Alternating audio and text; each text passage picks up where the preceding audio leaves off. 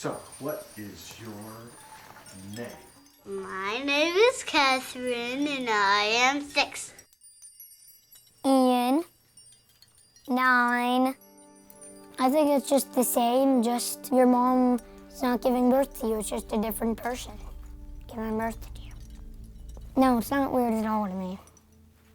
It's kind of cool. Everything we do is centered around our mission statement to ensure the well-being of children, and we do that in a lot of different ways, but primarily through pregnancy counseling, through parenting services, and adoption services, international and domestic. I've watched adoptions happen for 25 years, and I'll never get used to it. The reality that somebody can be strong enough to say goodbye in order that a child's life is better than it could have been is a miracle. It's just amazing. When the Macaulay septuplets were born in Iowa, we remember sitting on the couch saying, you know, if we can't get pregnant, I don't want to do that. I want to adopt. So when Dr. Hill at Nashville Fertility told us that it was highly unlikely we'd ever conceive, we were like, okay.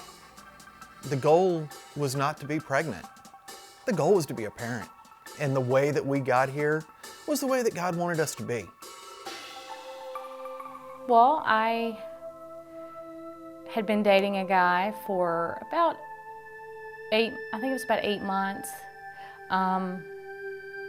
We had been talking about marriage, and then I found out he had another girlfriend that he had been dating for 3 years in another town.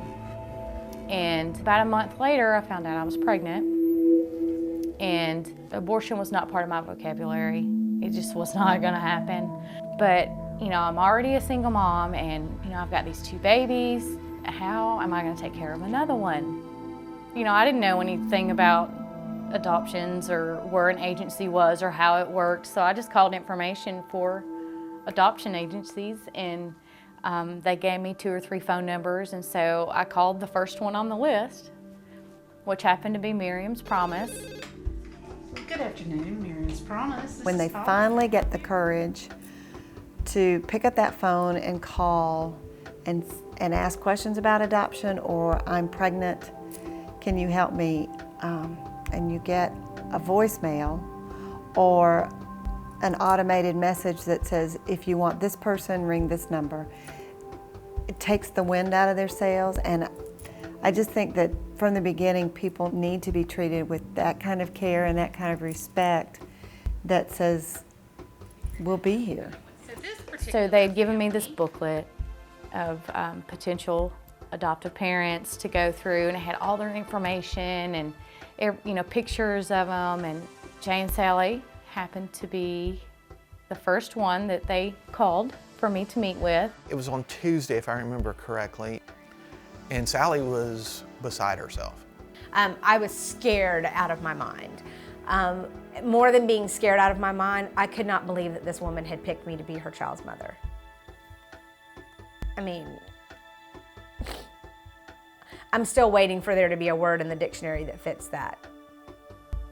They just made it seem like it wasn't all about the baby, that I was important too, that my feelings were important, and, you know, it's just very, very easy to be around them and talk to them and get to know them. And so I think it was at the end of that night, I decided they were the ones. She was a beautiful young woman who was struggling at that point. You know, she'd been dealt some pretty rough cards, and she was trying to figure it out. And we just wanted to be there for her. I remember being at the hospital early. It was not long. We weren't waiting long, and nurse came and got us and said, he's here. So they were there, and got to see him right after he was born, and I was so happy for them. I mean, at that time I wasn't really thinking about the end product of their taking him home.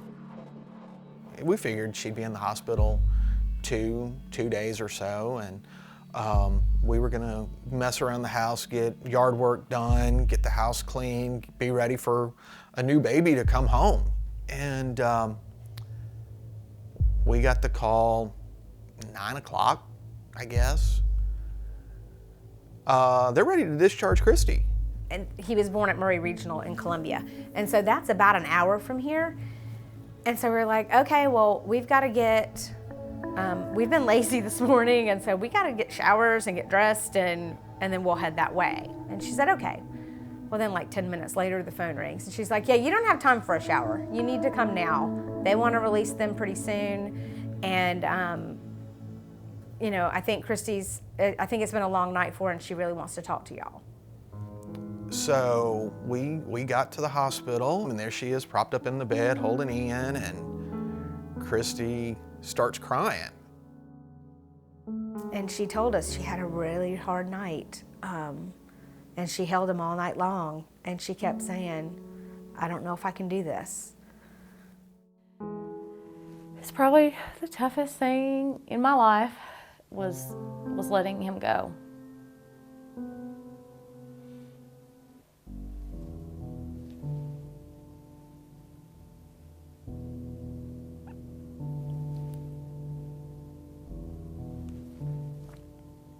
I know I'd made the right choice. He was with the perfect family, and they were going to give him the life I couldn't. They were going to give him a mom and a dad. So I was very happy, but very sad at the same time. She asked that we leave first, and so we hugged, and it was one of the hardest rooms I've ever had to walk out of. We developed a relationship with Christy. She's more than just a birth mother. She's a person, she's a friend. It sounds weird, but it's really not. Like when you see us all together, it's not weird. We've had friends over at a birthday party that takes them like 2 hours before they realize, oh my word, that's their birth mother. Because they just think it's family. I mean, Aaron did talk to us, I remember, about boundaries, about, you know, you want to be clear. And I mean, we've always done that, and obviously our boundaries are just really a lot looser than everybody's. Ian was born in November, and I met my husband in January. And the first week we were dating, I asked him if he wanted to go to my son's christening. And he's like, what? As far as just normal, everyday people, you know, I don't hide it. I would tell anybody that wanted to know about it. I'm not ashamed of it. I'm very proud of my family. I did what was right for my son, and he is very blessed beyond my dreams. There is no such thing as a relationship with a static formula. So with our adoptive families and with our birth parents, we want to be here when they need us, or as they're exploring what the relationship is going to look like. Always knew we were doing a second one. Always knew. Didn't want an only child, and always wanted to. But the big thing with adding a second one is we knew the second one was going to have to be just as open. Our job is to create that safe environment, to throw out lots of information, to give them the pros and the cons and the heres and the hows, and hope that they can assimilate it and come back to us with a, this is what we're willing to try.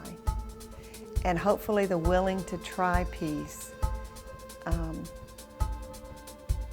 is done with the child's best interest at heart. I, in the middle of 8th grade, decided I wanted to be homeschooled. And so shortly after Christmas, I found out I was pregnant. 8th grade. I was 14. And I went to the Publix on Hillsborough Road to take the pregnancy test because there's no way I could take it in my mom's house. She would sense it. She would just know it was there. And so it said I was pregnant, and I started crying. And I knew within about 30 seconds that my only option was to have her and to place her for adoption.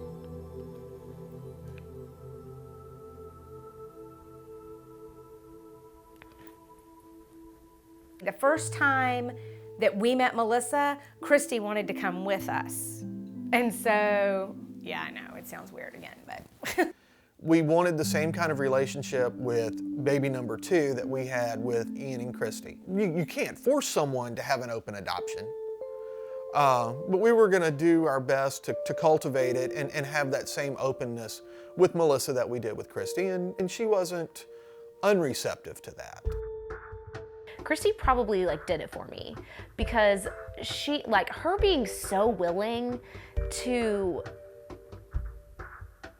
tell me, another birth mother who's going through a similar situation as her, these people are awesome. And for her to have that much faith in them that they could do it again, was so meaningful. I had a feeling telling me these were the people, and this was the information I got, but on my end are they really gonna take care of him? And are they gonna say they're gonna let me see him, but actually turn around and run off and give me no contact or nothing, So I was glad to be there to let Melissa know and rest her fears about that these were great, awesome people. I want people who learn about us to understand what an incredible ministry this is, that it is about healing and it's about being present in the lives of others in a very honorable, caring way. Christy is happily married. She met a wonderful man after Ian was born. They have a wonderful family. So she's busy with that, but she has been given the opportunity through her church to volunteer at a clinic for unplanned pregnancies. And she shared her story of being a birth mother. And then with Melissa, I tell, people say, well, how's she doing? Because they know that she was a kid herself when Catherine was born. I figured out what I wanted to do in life, which is help other girls not feel so alone. And I've also graduated from Middle Tennessee State University with a Bachelor's of Social Work. For Melissa to go through the birth mother experience and to finish high school, finish college, get a degree in social work, and want to help somebody else, more power to her. Who better than a birth mother to help another birth mother make a decision? This story is basically about people respecting each other, loving each other, and growing.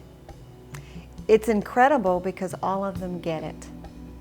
All of them have said, we will focus on what's best for Ian and then what's best for Catherine, and we will grow wherever it takes us. It's an honor to be a part of an agency that's walking with them in this story. Miriam's Promise has touched us all in different ways. Obviously, they provided a service for Sally and I to be parents. They provided to Christy and Melissa a place to go for guidance and assistance and help. For me, Miriam's Promise is what helped me make the best decision for my daughter. My life is better because of Miriam's Promise because I was able to continue. My life didn't stop after Catherine was born, and so I was able to grow. It's not all about the baby. It's not all about the birth parent. It's not all about the adoptive family. It's about all of us. There are opportunities to increase your family by more than just a baby. My life is different in a good way because of Christy and Melissa, not just because of Ian and Catherine, but for knowing them. Look what can happen. I mean, I have this huge family, and I get to know my son, and I get to know he's okay. So these people were meant to be in my life, and Miriam's Promise was meant to be in my life. They changed my life.